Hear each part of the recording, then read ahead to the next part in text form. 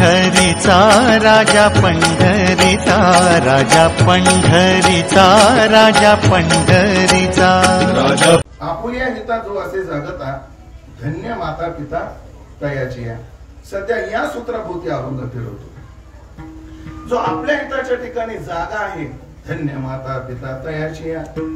जो कुळामध्ये सात्विक आहे धन्य माता पिता तयाची या.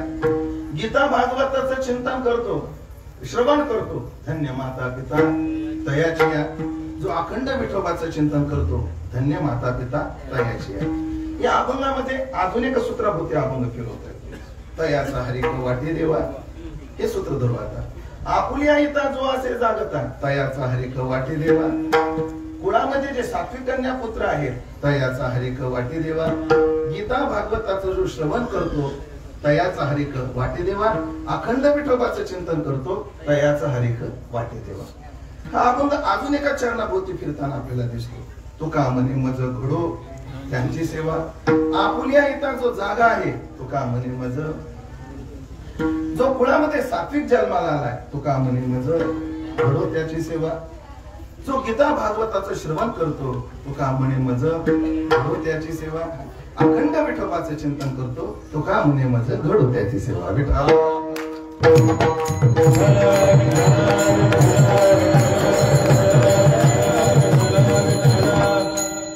बिल्डिंग बांधायच्या आधी नकाशा तयार पाहिजे.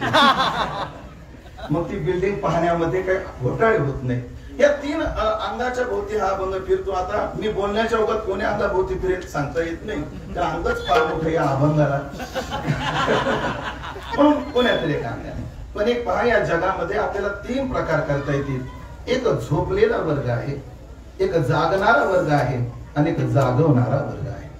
जगामध्ये एक वर्ग आहे तो फार झोपलेला आहे, गाढ झोपलेला आहे. किती झोपलेला आहे? विश्वमौली ज्ञानोबा म्हणतात एवढा गाढ झोपलाय. कशामुळे? काय झोप नावाचा प्रकारच असा आहे सगळ्याचा विसर पडल्याशिवाय झोप येतच नसते. तुम्ही मानसशास्त्राच्या दृष्टीने विचार करा. सगळं विसरा तुम्ही आणि फक्त सुतळीचा तोडा लक्षात राहू द्या तरी झोप येत नाही. सगळं विसरावं लागतं तेव्हाच झोप येत असते. मग हा एवढा गाढ झोपला याचं एक कारण हा काय विसरला आपल्याला डोकं लावायची गरजच नाही. महाराज तुकाराम ज्ञानोबरायांनी सांगून ठेवलंय या आत्म्याची विस्मृती केली आणि गाढ झोपलाय. ज्ञानोबराय म्हणतात आत्मविस्मृतीची करी निद्रा जेत. कुठे करतो? नवद्वारे पुरे देही. ही पुरी नाव आहे, पुरी आहे नवद्वाराची आहे आणि या पुरीमध्ये तो शयन करतो म्हणून त्याला पुरुष असं म्हटलं जातं. पुरीमध्ये तो काय करतोय? शयन करतोय म्हणून त्याला पुरुष म्हटलं जातं. या नवद्वाराच्या देहामध्ये या पुरीमध्ये तो आत्म्याला विसरून गेलाय आणि गाढ झोपलेला आहे. एक झोप आहे. अजून एक झोप ज्ञानोबराने सांगितलेली हा परमात्माची परी दुसरा. खरं तर हा जीवात्मा म्हणजे परमात्माच वादच नाही.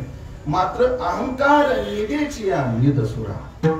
पण अहंकाराच्या निद्रेमध्ये गाढ झोपलेला आहे. चला सोडून दे हा वर्ग, पूर्ण झोपलेला वर्ग आहे. जगात दुसरा एक वर्ग आहे हो तो जागवणारा वर्ग आहे. जग जोगी जग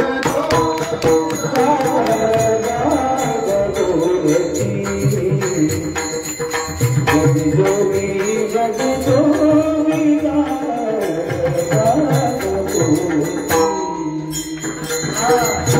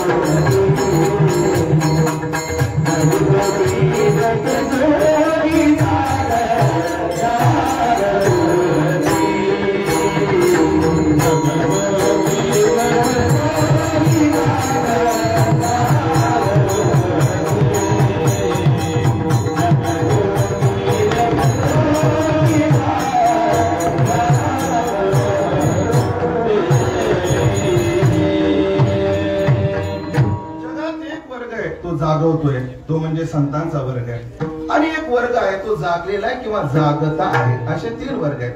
जगद्गुरु तुकोबरासारखे महात्मे किंवा सर्व संत या तिघांबद्दल यांच्याकडे यांचा पाहण्याचा दृष्टिकोन काय आहे हा जर आपण संत वाङ्मयातून तपासला तर जे पूर्ण झोपलेले आहेत त्यांच्याविषयी खेद आहे, त्यांच्याविषयी खेद आहे. आणि जे जागते आहेत आणि जे जागवतात त्यांच्याबद्दल आदर आहे. या 2 गोष्टी आपल्याला संत वाङ्मयात पाहायला भेटतात. एक पहा, जो पूर्ण गाढ झोपलेला आहे त्याच्याबद्दल खेद आहे. काय करू बहु वाटी तळमळ आंधळी सकळ बहिरमो. त्या झोपणाऱ्यामध्ये सुद्धा 2 प्रकार आहेत. एक झोपून झोपलेला आहे आणि एक जागा असून झोपलेला आहे. संत वाङ्मयाच्याच आधाराने आपण विचार करू. आणि झोपून झोपलेला हा जर सामान्य वर्ग असेल तर जागून झोपलेला हा मात्र फार विचित्र वर्ग आहे. हा जागून झोपलेला वर्ग त्याचं स्वतःच तो नुकसान करतोय पण त्याच्याकडे पाहून जगणाऱ्यांना वाटोळ असतं. तो दिसतोय जागा पण तो काय आहे, झोपलेला आहे. तो गोबराचं प्रमाण द्यायचं ठरलं तर बोल आबोलने बोले, आबोलने बोले मात्र जागे बाहेर आत निजेले. याचा अर्थ करत असताना गुरुजी फार गोड करतात. आबोलने बोले म्हणजे जे शब्दातीत आहे, जे शब्दाने बोलता येत नाही, शब्दाने बोलता येत नाही अशी एकच वस्तू आहे, तो म्हणजे परमात्मा आहे. त्या परमात्म्याविषयी बोलतो. आबोलने बोले पण दिसतोय बाहेर जागा, आत मात्र गाढ झोपलेला आहे. असा वर्ग फार अडचणीचा आहे. एक काय, हा जो वर्ग आहे बाहेरून जागा दिसतोय पण आत झोपलेला आहे. बाहेरच्याना वाटतंय जागा आहे, चला त्याच्या पाठीमागे. मग मी मगाशी बोलले त्या वाक्याला दिरोक्ती करेन, दुजोरा देईन. हा याचं तर नुकसान करतोय पण याच्याकडे पाहून जे परमार्थ करतात, जे आपल्या जीवनाचा मार्गक्रमण करतात त्यांचं सुद्धा नुकसान करणारा वर्ग आहे. अशा व्यक्तीबद्दल तुकोबाराला खेद आहे आणि आदर तेवढा नाही. पण जो जागवतो त्याच्याबद्दल फार उपकार आहे. हाती धरून या पावविले घरा त्याच्या उपकारा काय द्यावे. मला सगळं करतात या जगात जागवणारी माणसं फार कमी आहेत. झोपी घालणारे अनेक आहेत. गोधडी आहे, झोपी घालते. उशी आहे, झोपी घालते. थंड हवा आहे, झोपी घालते. बोल कीर्तन आहे, झोपी घालते.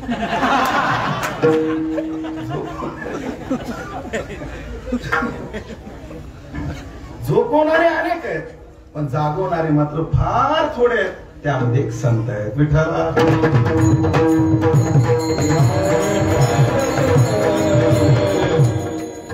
पण आरोग्यशास्त्र असं सांगतं की माणसाला झोप पाहिजेच, झोपेशिवाय चालत नाही. व्यक्तीला जर झोप नसती तर माणसं, तुम्हाला सांगू का, अशी दगड घेऊन माग लागली असते जर माणसाला झोपी नसत्या तर. कारण माणूस जेव्हा झोपतो तेव्हा 6 तास 7 तास प्रत्येकाचा स्टॅमिना आहे. किती तास ते, कोणी 7 तास कोणी 7 तास. झोपल्यानंतर त्याचं पूर्ण शरीर आणि त्याचा मेंदू पुन्हा एक ताजा तवाना होतो आणि पुन्हा तो कार्यरत होतो. जर माणसाला झोपच नसती तर माणसं दगड घेऊन पाठीमागे लागली असते. झोप तर पाहिजेच. मग साधू जागवतात म्हणजे काय करतात, ते एकच करतात. जिथं झोपलाय तिथून जाग करतात आणि जिथे झोपायला पाहिजे तिथे झोपवतात. बऱ्याच वेळेला आपण पाहतो गावामध्ये सप्ताह असतात आणि सप्ताहामध्ये लहान लहान मुलं असतात. ते मोठ्या हौसेनं पुढे येऊन बसतात पण पहिला अर्धा तास कशी ते रेंजच्या 2 काड्या असतात आणि जसं कीर्तन चालू होतं तशा त्या 2 काड्या संपून जातात आणि मग ते तिथं झोपतात. बऱ्याच वेळेला खरं तर ते किती निर्भीड गोड जीवन असतं, ती चटई अंगावर घेऊन तिथं झोपलेलं असतं. पण आई काय असते, असं रस्त्यात कुठेही झोपलेलं जे असतं त्याला उचलते आणि गादीवर नेऊन झोपवते. जिथे झोपायला पाहिजे तिथे झोपते, तिथे झोपवते. तसे संत आम्ही ज्या अविद्याच्या निधीमध्ये झोपलेलो आहोत तिथून संत जागे करतात आणि झोपवतात कुठे. मी नुसते प्रमाण सरळ म्हणून जातो. परिये दे मदाल सा सोहम रे का निज धानी निज पारे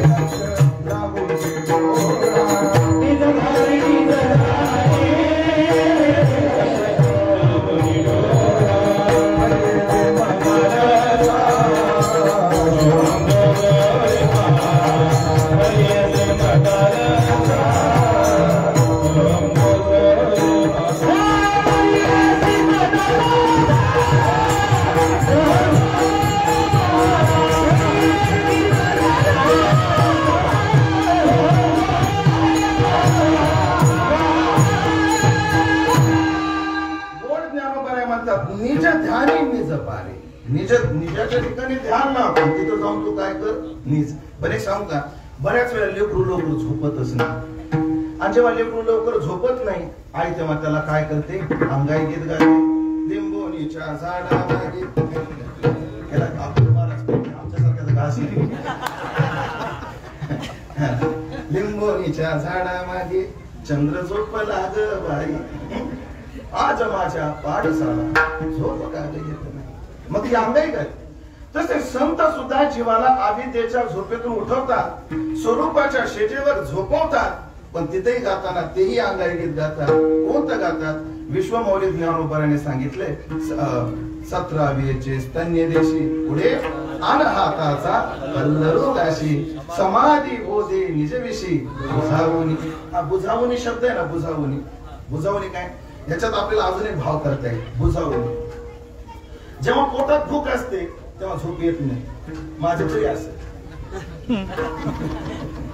जेव्हा पोटात अन्न नसतं तेव्हा झोप येत नाही, जेव्हा कशाची तरी अपेक्षा असते तेव्हा झोप येत नाही. नाही, मी एवढ्या अपेक्षा केल्याच नव्हत्या. जेवढ्या अपेक्षा हसला तेवढ्या अपेक्षा केल्या, माझ्या अपेक्षा फार थोड्या. तेव्हा झोप येत नाही, म्हणजे तृप्ती नसते तेव्हा झोप येत नाही. बुझाविषयी शब्दाचा अर्थ काय, त्या साधकाच्या तृप्ती करता जे लागतं ते आधी देते आणि मग झोप होते. विठ्ठल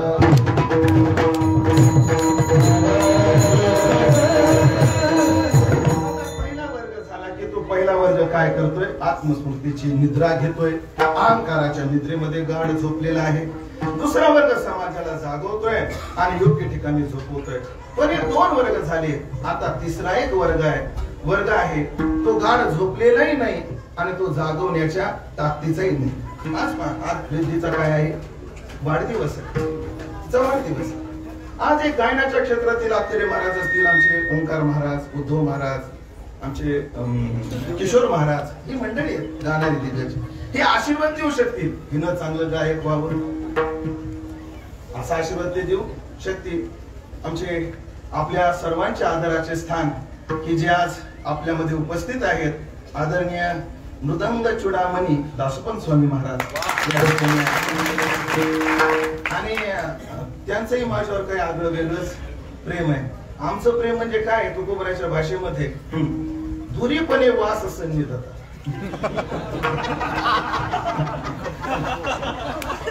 कधी आदरणीय स्वामीजी त्यांनी माझ्याकडे यावं एवढा मी मोठा नाहीये, पण माझंही त्यांच्याकडे जाणं होत नाही.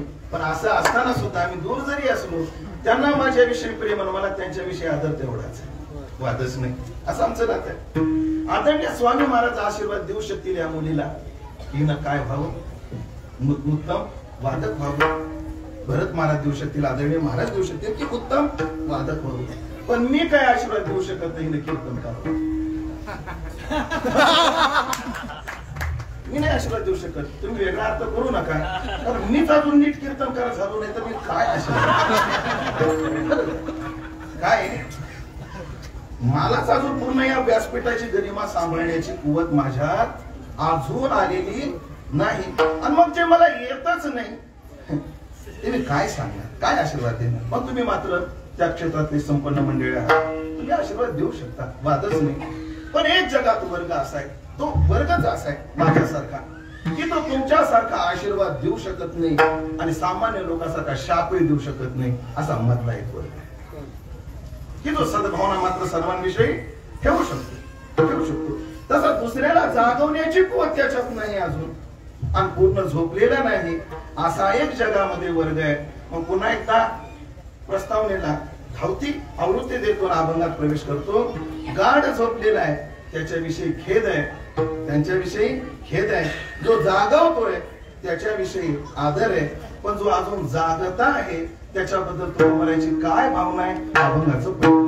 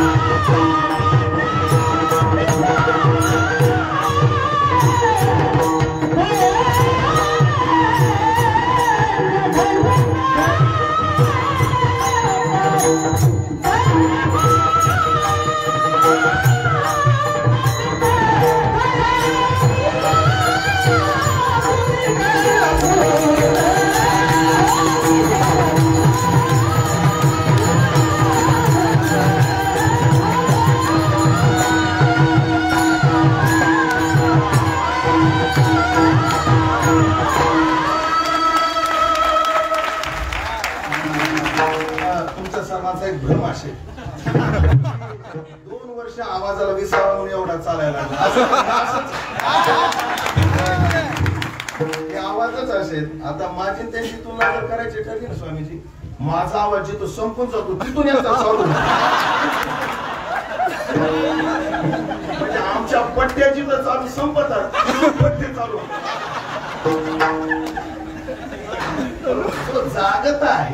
जो जागत आहे त्याच्याविषयीचा आदर महाराज व्यक्त करतात.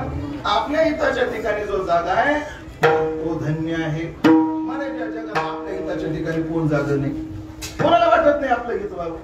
प्रत्येक जण आपल्या हिता करताच नाही.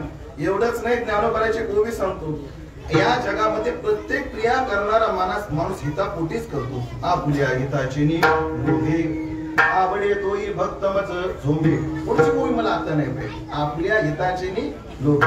प्रत्येक जण हिताच्या ठिकाणी जागच आहे. कोणाला वाटत नाही आपलं हित होऊ नये. मग ह्याच व्यक्तींबद्दल आदर काय, सगळ्यांबद्दल आदर का नाही, त्याचं उत्तर आपल्याला थोडक्यात देता येईल. एकच उत्तर देता येईल. सर्व समाज हिताच्या जागी ठिकाणी जागा जरी असला, प्रत्येक जीव जरी हिताच्या ठिकाणी जागा असला तरी फक्त एक फरक करता येईल आपल्याला. सगळा समाज हिताच्या जागेवर माफ करा जागा जरी असला, हिताचं मात्र ज्ञान सगळ्यांना नाही. हे मात्र शास्त्राकडून सद्गुरूंनी शिकवलं. मी कोणाला विचारतो, एक साधा प्रश्न विचारतो,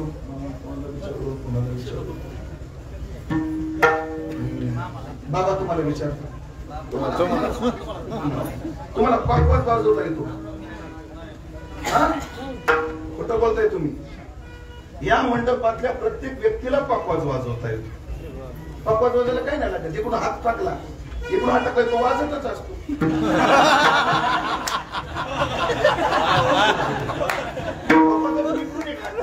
कोणी टाका वाजतच असतो.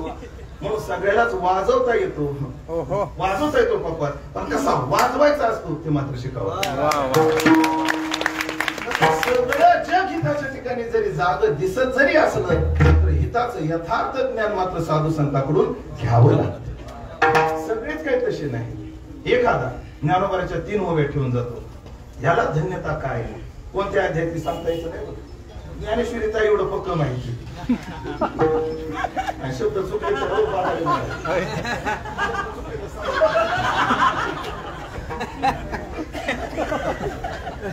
ज्ञानोबाराच्या काय बोलतो क्रमानं 3 ओव्या फार ज्ञानोबारा म्हणतात. अविद्येची या निदान, जो विश्व स्वप्नाचा धांदा, भोगित होता प्रबुद्धा अनादि जो. पुढे ऐका, तो गुरुशास्त्राचे नावे, गुरु कृपेचे थावे, माता हात ठेविला नव्हे थापटिला जैसा. तुमची बोली ऐका हो. परी तैसा स्वस्वप्नेसी, काय काय म्हणत तुकडा तैसा स्वप्नेसी माया, निध सांडोनी धनंजया, सहसा चेला अद्वया नंद जो. पुढत कडला लावली, पण लावली बाबा. आता काय त्याला पर्याय नाही, कारण 2 वर्ष झालं तवा गार झालेला आहे. आता कुठं तापवायचं काम. कधी ज्ञानोबाराच्या गोड होवे अजून 7व्या अध्यायात पाहू. जेथ विषयाची दाट झाली माझी कामक्रोधाची साखळी चुकावून आला पाडे सदवासनेच्या पुढे का मग साधू संगे सुबटा संताचे संगाचे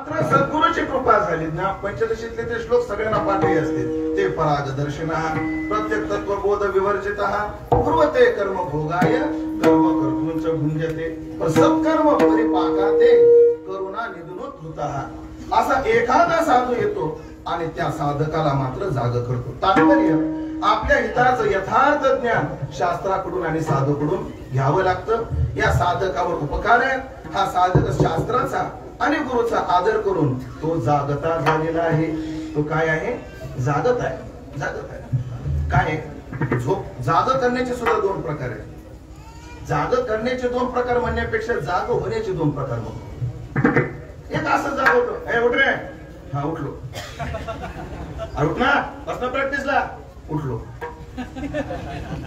हा कसा आहे जागा आहे पण सक्रिय नाही आहे फक्त जागा झाल्या तुमच्या आमच्यासाठी पण अजून सक्रिय नाही कदाचित त्याच्याकडे जर दुर्लक्ष झालं तर तो पुन्हा झोपण्याची काय आहे दाट शक्यता आहे सगळ्यांना आपापल्या विद्यार्थीचा काळातली अवस्था आठवतो आमचे वडील स्वभावावर फार कडक सकाळी 4लाच उठवायचे माझं वय फार लहान होतं 8-10 वर्षाचा मी होतो तरी उठवायचे मग मी त्यांच्यासमोर उठायचो आणि मी अनेक वेळा सांगितले मी फार गरीब घरातला आहे आई मात्र सूतगिरणीत कामाला असायची ते सकाळी 3-4 वाजता कामावरून तिसरी ड्युटी करून आली असायची मग मी मात्र काय करायचो वडिलांसमोर जागा व्हायचो वडिलांना थोडं बाहेर जाऊ द्यायचो आणि आई जवळ जायचो आणि पुन्हा झोपायचो मग मात्र वडील मला जागा करत नव्हते कारण का ते म्हणायचे आत्ताच काम करून आली हिला ह्याला उठवायचं ना तर तिची झोप अशी सुरक्षित जागा बघून झोप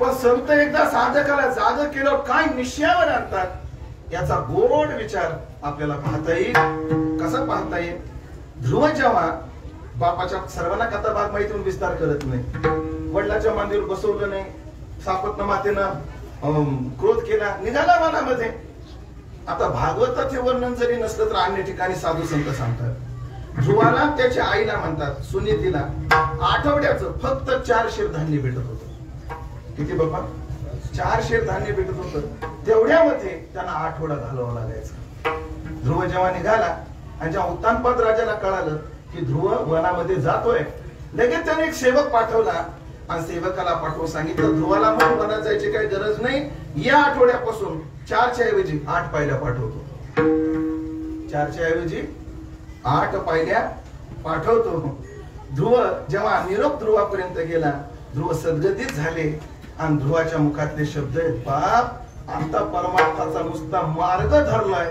तो दुप्पट वाढले गंतव्यावर गेल्यावर किती वाढले याला म्हणतात परिपूर्ण जागे होण्याचं लक्षण माणूस जागा हिताच्या ठिकाणी मुळात आपलं हित काय आहे हे सगळ्यांना माहिती आहे इथं तर सांगण्याची आवश्यकता नाही संसारात हित नसतं हित कशात आहे देवाच्या चिंतनात आहे हे काय सांगण्याची गरज नाही एवढे सामान्य श्रोते तुम्ही नाही तुम्हाला हित कशात आहे हे सांग ना मग अजून मी किती माग असलेला हे सिद्ध करेन जगातल्या कोणालाही विचारा तुम्ही म्हणजे कीर्तनाचं नुसतं वारं जरी लागलं त्याला, कीर्तनाच्या क्षेत्रातलं हवा जरी लागली, त्याला सहज विचारा, देव देव करण्यात येत आहे का संसार करण्यात येत आहे? काय मत आहे तुमचं? खरं सांगा. पाठीमागचं माहिती आहे, काय सांगायचं? पिष्ट पिष्ट न्याय कशाला करायचं? हिताचं ज्ञान सर्वांना आहे, पण हिताच्या ठिकाणी जाग कोण कोणत्या पद्धतीने होतं?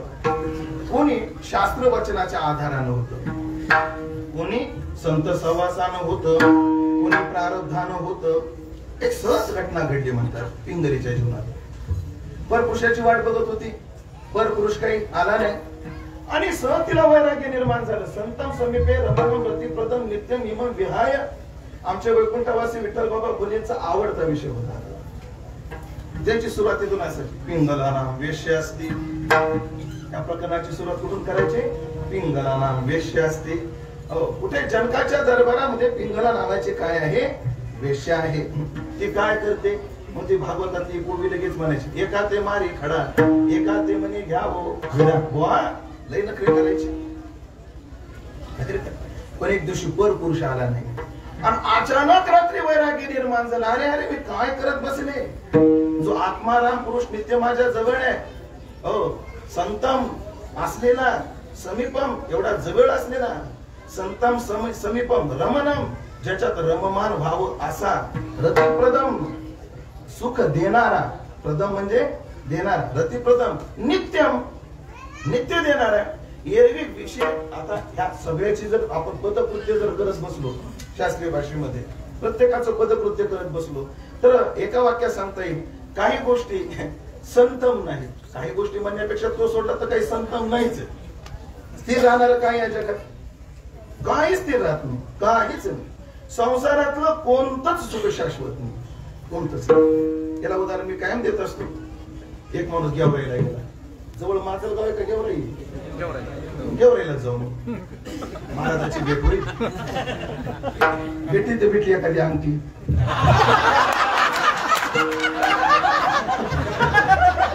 हप्ते भरायची अडचणी म्हणून बोललो.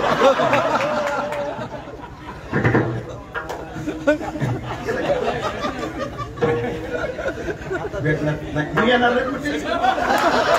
पुढचं कीर्तन मोकळ्या मनाने ऐका.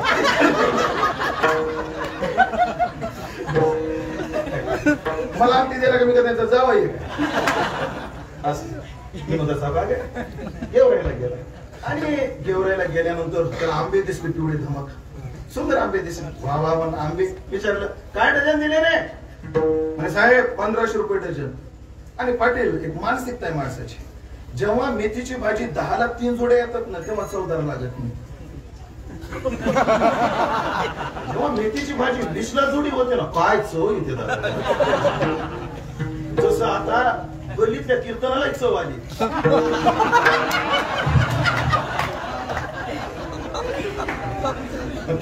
वस्तुस्थिती काय गल्लीतल्या कीर्तनाला सुद्धा काय आली? चव आली. नाहीतर आम्हाला फेटे पण मुंगे येत होत्या मला. एक काळाचा तो काय असतो महिमा, मानसिकता. कसे दिले रे आंबे? 1500 रुपये डझन. त्याला कम होणारे आपणच आहेत, खाणारे सुद्धा आपणच आहेत. म्हणला घासगीस केली आणि भाऊ 1200 रुपयात बसवले तिने. किती? एक आंबा कितीला पडला? 100 रुपयाला एक आंबा पडला. निघाला, गाडीवर बसला आणि डोक्यात गणित चालू झालं. आंबे मारायला. एक आंबा मी खाईन, एक आंबा गण्याची माय खाईन, एक आंबा गण्या खाईन आणि एक आंबा रीतीलाच खाऊ घालतो. एक आंबा पिंपी खाईन. राहिले किती? 8. परत संध्याकाळी एक आंबा, एक आंबा गण्याची माय खाईन, एक आंबा गण्या खाईन आणि एक आंबा पिंपी खाईन. राहिले किती? 4. परत उद्या सकाळी एक आंबा, एक पाठ झालं म्हणलं सांगू कशाला. असं सगळं चिंतन करतो आणि चिंतन करत गाडी दारात येते ना येते तेवढ्यात त्याची बहीण 4 लेकरं घेऊन आलेली दिसली. किती? 4 लेकरं घेऊन आलेली दिसली. आणि एवढा उदार नव्हता सगळ्याला वाटून खाण्याचा. तो वैष्णव थोडीच होता नाही का? काला वाटू एकमेका, त्याला निका वैष्णव लागतो. एकमेका देवमुखी घालू मुंबई वैष्णव थोडीच होता. तू घरी गेला बायको लपून ठेव. गेल्या खो म्हणला. आता ती सुद्धा पारदीच्या खुना जाणतेनेची साधा पारदीच्या खुना पारदीच्या खुना जाणतेनेची साधा. तिने ती पिशवी घेतली, कपाट उघडलं, खाली 5-25 साड्या, वर 5-25 साड्या आणि मधात ठेवलं. खरं तर मला 10-5 म्हणता आला असतं, पण याचा अपमान झाला असता. 10-5 साड्या म्हणलं असतो तर याचा काय झाला असता? आपण वर 25-25 साड्या, खाली 5-25 साड्या, मधात आंबे ठेवले. त्या वाटलं आता आखी संध्याकाळी जाईल, मला आंबे खाऊ. पण आखी 4 दिवस गेली नाही. आखी सुद्धा पक्की. तस काय काला घेतल्याशिवाय जायचं नाही असं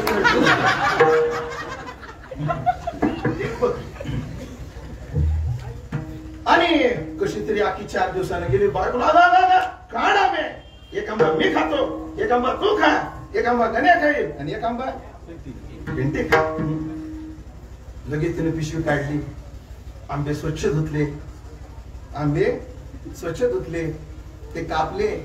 एक आंबा याने खाल्ला, एक आंबा हिनं खाल्ला, एक आंबा गण्याने खाल्ला आणि एक आंबा पिंटेने खाल्ला. तुम्ही कशाला ऐकून घेतला? खाल्ला नाचला ना. स्वभाव मर्तस्य इदं तकैत. नचिकेताचे शब्द आहेत आम्हाला. हे स्वभावता मर्त्य आहे. सर्व इंद्रियानां जर्यन्ति तेजः. असे विषय आहेत. एक बोलू का, संसारातला प्रत्येक विषय ह्या आंब्यासारखाच आहे. पण सगळं कीर्तनात सांगता येत नाही म्हणून आंब्याचं सांगितलं. सगळं कीर्तनात सांगता येत नाही. व्यासपीठाला काय मर्यादा आहे, सगळं नाही सांगता येत म्हणून हे सांगितलंय. संतमच नाही सगळे विषय, समीपम नाही. संतम दुसरं पद काय टाकलं इंद्रियानी? समीपम. जवळ कुठे आपल्याला ज्या काही गोष्टी असतील. चला मी आता आध्यात्मिक भोग तर नंतर घेऊ, आपण व्यवहारातले भोग प्राप्त करू. खरंच आम्ही जर आळंदीला आलो नसतो ना, आम्ही कीर्तनकार झालो नसतो ना, आम्हाला सायकल सुद्धा फिरायला भेटली नसती. सायकल सुद्धा. आज आम्ही 20-22 लाखाच्या गाडीमध्ये फिरतो. कृपा आहे ज्ञानोबराची. पण हे आमच्या जवळ होतं का? हे आम्हाला मिळवावं लागले. कोणताही पद असो, कोणतीही प्रतिष्ठा असो, ती काय करावी लागते? मिळवावी लागते. एक तर संतम नाहीत, समीपम नाहीत, ते कुठून तरी मिळवावे लागतात. संतम समीपम. रमणम दुसरा पद आहे. तिसरं पद आहे रमणम. हे विषय रमवण्याची कुवत यांच्यात नाही. पटून देतो मी, विषयामध्ये रमवण्याची कुवत नाही. गुळाचा कडा द्या बाबा महाराज, मग पटून देतो यांना.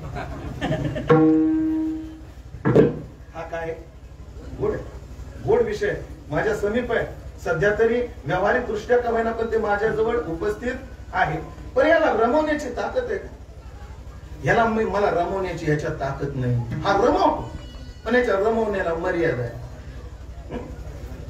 किती आपण विचार एकच मिनिटात विचार मांडून जातो.